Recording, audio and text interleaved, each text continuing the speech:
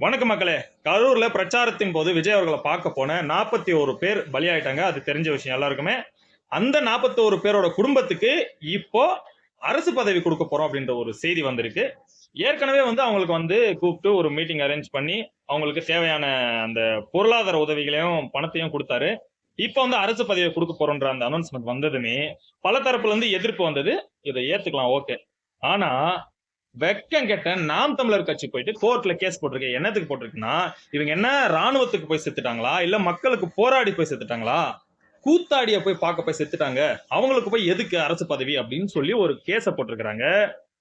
நான் என்ன கேக்குறேன்னா, எப்படி போய் இறந்துட்டாங்க, ஓகே, ஒரு பிரச்சாரத்துக்கு போனாங்க, அரசு அனுமதி பெற்ற ஒரு பிரச்சாரத்துக்கு போனாங்க, இறந்துட்டாங்க.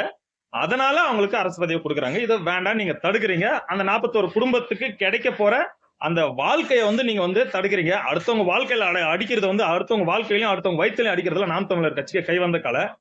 ஆனா நான் என்ன கேட்கிறேன், கூத்தாடிய பார்க்க போன நடிகர்ன்ற அந்த சொல்ல யூஸ் பண்ணலாம். ஆனா கூத்தாடிய போய் பார்க்க போய் இறந்துட்டாங்க அப்படின்னு அவன் சொல்றான் அந்த வக்கீல். நான் என்ன கேட்கிறேன்னா, கூத்தாடி கொலைச்சாலுமே கூட அவர் சொந்தமா உழைப்புல தான் கூத்தாடி சம்பாதிச்சாரு.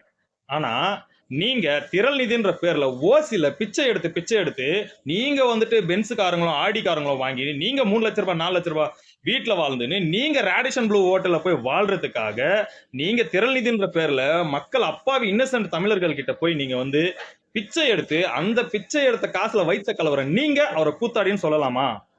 எந்த விதத்துல நீங்க சொல்லலாம்?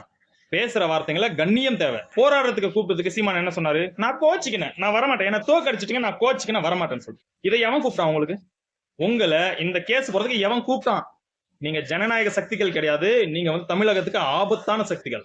நாம் தமிழர் கட்சி தமிழகத்தை விட்டு முற்றிலும் தொடச்சு போடுறது இன்னும் கொஞ்ச காலம் தான் இருக்கு, ரொம்ப தூரம் இல்லை.